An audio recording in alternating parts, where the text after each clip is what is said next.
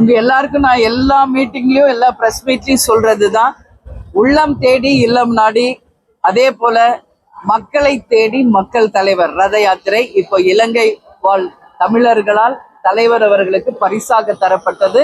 இன்றைக்கு இங்க நம்ம தலைமை அலுவலகத்துல வச்சிருக்கோம். தமிழ்நாடு முழுக்க முதல் கட்ட பயணம் முடிஞ்சிருக்குங்க. இரண்டாம் கட்ட பயணம் வெகு விரைவில் நாங்க அறிவிக்க இருக்கிறோம். இன்றைக்கு உங்களுக்கு எல்லாம் கேப்டன் பிறந்தநாளை முன்னிட்டு ஒரு அறிவிப்பு. ஜனவரி 9 கடலூரில் தேசிய முற்போக்கு திராவிட கழகத்தினுடைய மாநாடு நடக்க இருக்கிறது. இந்த மாநாடுல எல்லாரும் வந்து கலந்து கொள்ள வேண்டும் என்று கேப்டன் சார்பாகவும் தலைமை கழகத்தின் சார்பாகவும் நாங்கள் கேட்டுக்கொள்கிறோம். இது வந்து QR கோட். இந்த QR கோட் நீங்க ஸ்கேன் பண்ணீங்கனாலே லொகேஷன், அட்ரஸ், எந்த இடத்துல மாநாடு நடக்குது அப்படிங்கிற எல்லாமே உங்களுக்கு தெளிவாக டீடைல்ஸ் வந்துடும். இது வந்து எல்லா பிரஸுக்கும் இப்ப நாங்க தர இருக்கிறோம். எனவே இது வந்து நீங்க ஈஸியா வந்து ஐடென்டிஃபை பண்ண முடியும் அப்படின்றது இந்த நேரத்துல நான் தெரிவிச்சுக்கிறேன். ஜனவரி 9 மாநாடு கடலூர்ல நிச்சயமாக மிகப்பெரிய ஒரு மக்கள் வந்து போற்றக்கூடிய விரும்பக்கூடிய ஒரு மாபெரும் வெற்றி மாநாடாக அமைய போகிறது என்பது உங்களுக்கு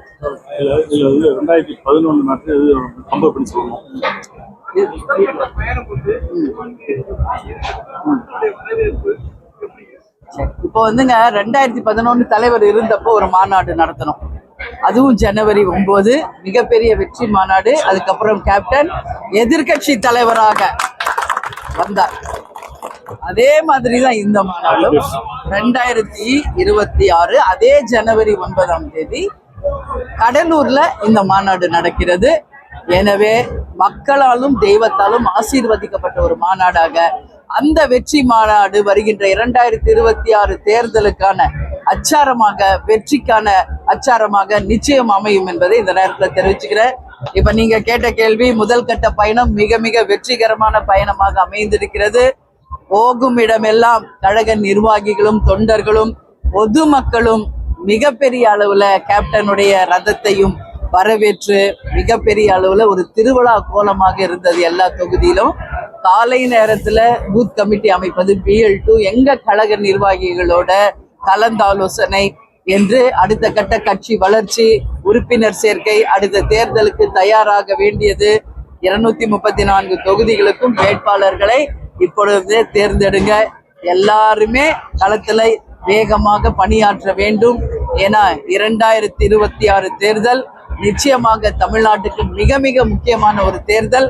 கேப்டன் இல்லாமல் தேமுதிக சந்திக்க போகும் முதல் தேர்தல். எனவே அனைவருமே இந்த தேர்தலில மிக மிக உற்சாகமாக, மிக மிக அர்ப்பணிப்போடு பயணிச்சுக்கிட்டு இருக்காங்க, ஒர்க் பண்ணிக்கிட்டு இருக்காங்க. கேப்டன் எப்பயுமே சொல்வார், நான் தலை குனிந்தாலும் என் தொண்டனை தலை குனிய வைக்க மாட்டேன். இன்னைக்கு கேப்டன் கொஞ்சம் உடல்நிலை சரியில்லாதப்போ கட்சி கொஞ்சம் தொய்வு நிலையில இருந்தது. எனக்கும் தலைவரை தவிர இந்த உலகத்துல எதுவும் முக்கியம் இல்லை. அதனால என்னோட ஃபுல் கான்சென்ட்ரேஷன் அவரை எப்படியாவது காப்பாற்றணும். அதனாலதான் உலகமெல்லாம் அவரை நான் ட்ரீட்மெண்ட் கூட்டு போனேன். இப்ப தலைவர் மறைஞ்சு 1.5 வருஷம் ஆயிடுச்சு. மிகப்பெரிய பொறுப்பை, மிகப்பெரிய கடமையை எங்க கையில கொடுத்துட்டு போயிருக்காரு. அவரோட கனவுகளையும் பொன்னான திட்டங்களையும், அவர் எதுக்காக தேமுதிகவை ஆரம்பித்தாரோ அந்த அனைத்தையும், கொள்கைகளையும் லட்சியங்களும் வெல்வதே தேமுதிகவை சேர்ந்த எல்லாருடைய லட்சியமாக இருக்கிறது. எனவே நிச்சயம் அவரோட பொன்னான திட்டங்களை மக்களை கொண்டு சேர வைப்போம் என்று இந்த நேரத்தில் உங்களுக்கு நான் சொல்றேன். அவர் மறைந்து இன்னைக்கு கட்சியை காப்பாத்திட்டு போயிட்டார். கேப்டன் மறைந்து இன்னைக்கு கட்சியை வாழ வச்சுட்டு போயிருக்காரு. இன்னைக்கு தமிழ்நாடு முழுக்க எல்லா பழைய நிர்வாகிகள், தொண்டர்கள் எல்லாம் கழகத்துக்குள்ள, தாய் கழகத்துக்குள்ள வர ஆரம்பிச்சுட்டாங்க. மிகப்பெரிய ஒரு எழுச்சி மாநாடாக, மிகப்பெரிய ஒரு எழுச்சி வெற்றியாக 26 அமையும் என்பதை இந்த நேரத்தில் தெரிவிச்சு.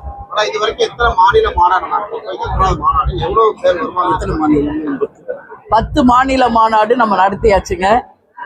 நிறைய ஊர்கள்ல, நிறைய இடங்கள்ல பண்ணியாச்சு. உங்களுக்கே அது எல்லாமே தெரியும். இது வந்து 11வது மாநாடா கூட நீங்க வச்சுக்கலாம். ஏன்னா இது வந்து நாங்க கணக்கு வைக்கிறது கிடையாது. எத்தனையோ மாநாடுகள், பொதுக்கூட்டங்கள், தேர்தல் நேரம், மக்களுக்காக மக்கள் பணி, எங்க தேமுதிக சார்பா நடத்துற எல்லாமே மாநாடு மாதிரிதான். ஆனா இந்த மாநாடு தலைவர் இல்லாம நடத்துறது. எனவே நிச்சயமாக மக்களால் வரவேற்கக்கூடிய ஒரு மாநாடாக ஆதரவோட நிச்சயம் நாங்க வந்து செய்வோம். அப்ப வந்து இந்த மாநாடோட பேர் நான் சொல்றேங்க, மக்கள் உரிமை மீட்பு மாநாடு 2.0. இது வந்து 2011 இதை வச்சோம். அது வந்து ரெண்டாவது இதே டைட்டில் தான் ஏற்கனவே நம்ம 2011ல வச்சோம். அது வெற்றி மாநாடு அமைஞ்சு கேப்டன் அவர்கள் எதிர்கட்சி தலைவர் ஆனார்.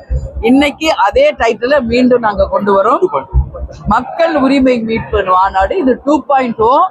அதே நேரத்துல என்ன நான் சொல்றேன்னா, இன்றையிலிருந்தே கவுண்ட் டவுன் ஸ்டார்ட் ஆயிடுச்சு. கவுண்ட் டவுன் ஸ்டார்ட்ஸ் என்பதை நான் தெரிவிக்கிறேன்.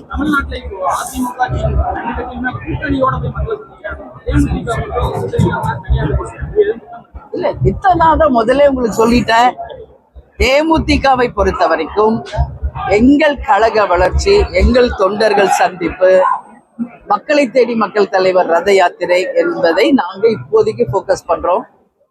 ஜனவரி மாநாடுக்கு முன்பாக நிச்சயமாக ஒரு தெளிவான முடிவு எடுக்கப்படும். அந்த மாநாட்டில் யாருடன் கூட்டணி என்ன என்பதை உங்களுக்கு நாங்கள் அறிவிப்போம். அவங்க ஸ்ரீலங்கன் இப்போ ஸ்ரீலங்கால இருந்து வந்திருக்காங்க. அந்த தேரை வடிவமைச்ச சபதியும் அதை கூட இருந்து தயாரித்தவர்களும் இன்னைக்கு வந்திருக்காங்க. இப்ப அவங்கதான் அதுக்கான பூஜையை செய்தாங்க. இது வந்து எப்படி நான் சொல்றேன்னா, இது வரைக்கும் வந்து எந்த ஒரு தலைவருக்கும் எந்த ஒரு அரசர்களுக்கும் மக்களால் வந்து ஒரு ரதத்தை பரிசா வழங்கினதா வரலாறே இல்லை, உலகம் முழுதும் நம்ம எடுத்துக்கிட்டாலும். ஆனா கேப்டன் இலங்கை வாழ் தமிழர்கள் மீதும் நம் தமிழர்கள் மீதும் வைத்த அன்பின் காரணமாக, பற்றின் காரணமாக, இலங்கை வாழ் மக்களால் வடிவமைக்கப்பட்டு இலங்கையிலிருந்து வந்த தேர் தான் கேப்டனுடைய ரத யாத்திரையாக இன்னைக்கு தமிழ்நாடு முழுக்க மக்களை தேடி மக்கள் தலைவர் என்று அந்த ரத யாத்திரை போது. இது வந்து சாதாரண ஒரு சரித்திரம் கிடையாது, மிகப்பெரிய வரலாறு. கேப்டன் மக்களை உண்மையில் நேசித்தார், கேப்டன் மக்களுக்கு உண்மையில் வந்து உதவி செய்தார். அந்த அன்பின் பிரதிபலிப்பா, அந்த அன்பின் வெளிப்பாடாக கேப்டனுக்கு ஒரு ரதம் பரிசளிக்கப்பட்டிருக்கிறது. இந்த நிமிடத்தில் இலங்கை வாழ் தமிழர்களுக்கும் அதை வடிவமைத்த சபதி அவர்களுக்கும் அந்த கூட இருந்து அதை வெற்றிகரமாக முடித்து தலைமை கழகத்துக்கு அனுப்பிய அனைவருக்கும் தேமுதிக சார்பாக எங்களுடைய நன்றிகளை, வாழ்த்துக்களை தெரிவித்துக் கொள்கிறோம். இது காலம் இருக்கும் வரை இங்க நம்ம தலைமை அலுவலகத்தில் தமிழர்களின் அடையாளமாக அந்த ரதம் இங்க தலைமை அலுவலகத்தில் வருகின்ற அனைவருக்கும் இங்க நம்ம வந்து வைக்க போறோம். யார் வேணாலும் எப்ப வேணாலும் வந்து பார்க்கலாம்.